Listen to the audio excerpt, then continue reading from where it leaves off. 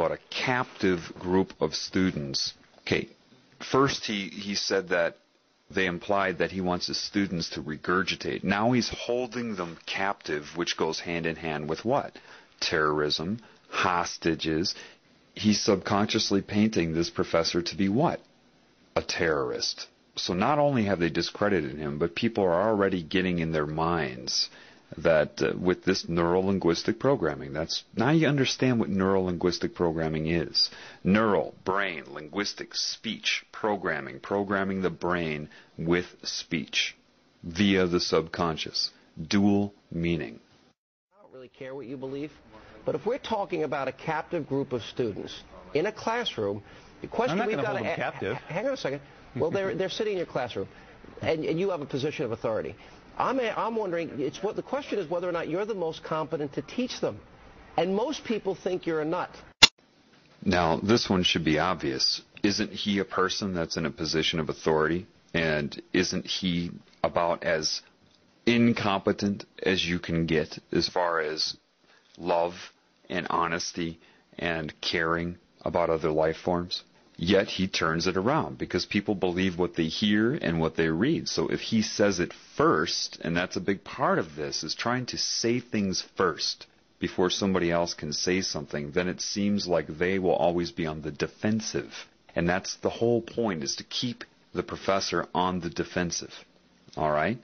And saying that he is detrimental to his students, when the truth is Fox News is incredibly detrimental to you, just in this short clip I'm showing you here, and people are watching this all day long.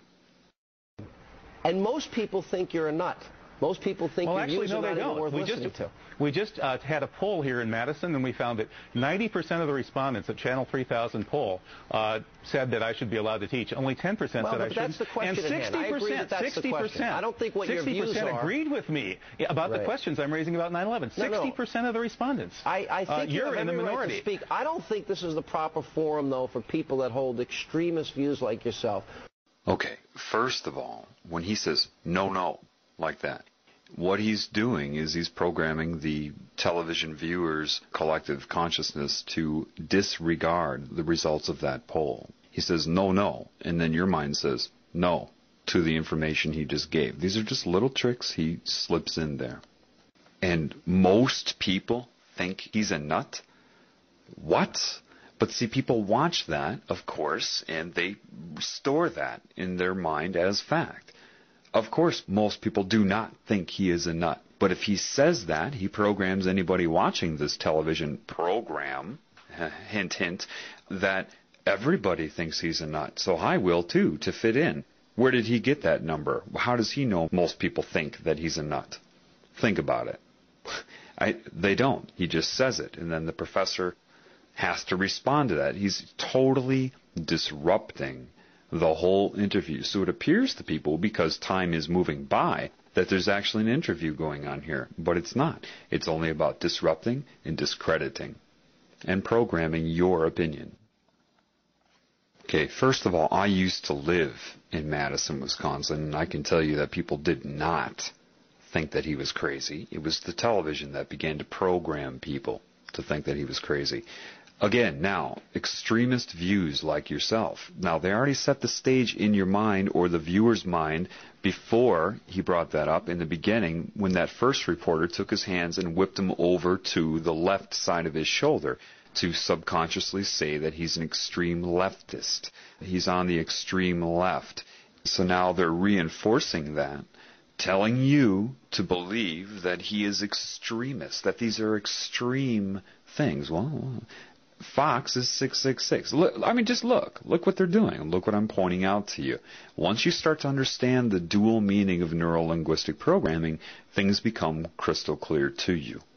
About the questions I'm raising about 9/11. 60% of the respondents. I think you're in the minority. Right to speak. I don't think this is the proper forum, though, for people that hold extremist views like yourself. Reasonable you guys are extremists. Reasonable people. Now, notice what he did there. He took his hands and he gestured them towards himself and said reasonable people while pointing to himself. Therefore, your subconscious and your conscious mind is shaped to see Sean Hannity as the reasonable person. They're always using gestures against you in coordination with dual meaning in things they say and direct meaning. So again, reasonable people, all he has to do is point to himself, and that's a subtle, nonverbal gesture to make you associate being reasonable with Sean Hannity's point of view. He's programming your mind. So now after you have associated being reasonable with Sean Hannity, and when he says people think, he points out or opens his hand, so you are to think.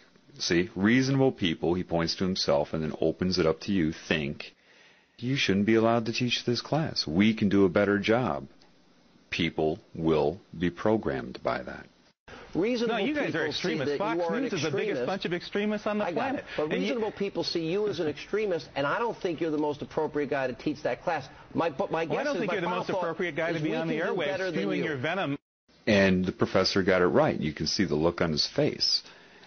He says, spewing your venom. That's exactly what he's doing. The problem is that you can't get all of this out in an interview. For example, say I was on an interview like this. They would be doing all the same things to me. All I would be doing is calling attention to everything he's doing, and then he would sit there and argue with me. Nothing would ever get discussed. This is how they take advantage of people.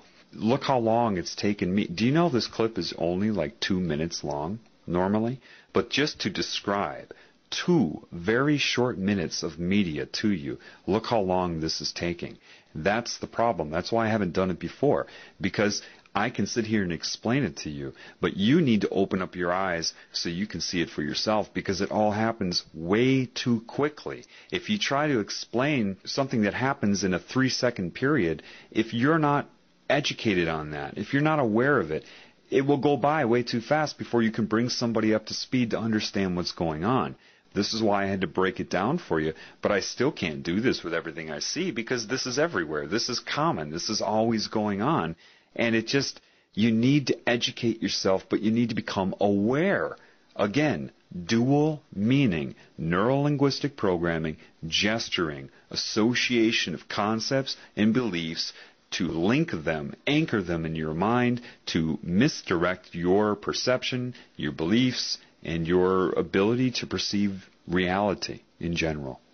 Class, my guess I don't think you're the most appropriate guy to be on the airwaves spewing your venom throughout this country.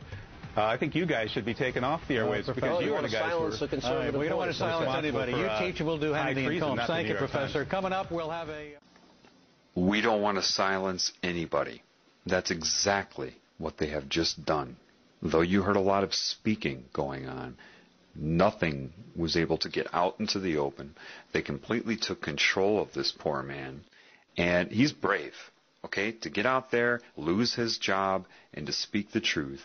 And they hound him like bees. They're using techniques that are hidden, that are sorcery. They're of sorcery in their nature. They're hypnotic. They're using negative energy, manipulative techniques, childish argument techniques. And so you've seen a lot of talking, but nothing got out into the open. And you see how nervous they made him. Why? Because he had to keep dealing with their techniques, and he couldn't express the truth. And this is how anybody who tries to get on the media to speak the truth is manipulated, and that's why most don't even bother. They don't bother because they would just get into an argument. I mean, what's the point? The expert that I've seen at this is Stephen Colbert. He was one of the biggest disinformation agents out there. He'll get somebody in for an interview and just completely distract, disrupt, discredit, and there is no interview. That's what I call Stephen Colbert's interviews. They're not interviews. They're Stephen Colbert using techniques to distract and discombobulate, basically. So this is why you don't get the truth in the media. Even if people do get a chance at airtime, they will be interrupted, misdirected, hypnotic suggestions to the audience that are watching it. You just can't. People that know the truth won't even try. They won't even try to go on the mainstream media, and people that do, it ends up like this. So until that is addressed, then nothing will ever be told on mainstream media. But what you can learn from this, don't watch TV. Okay? I hope this helps.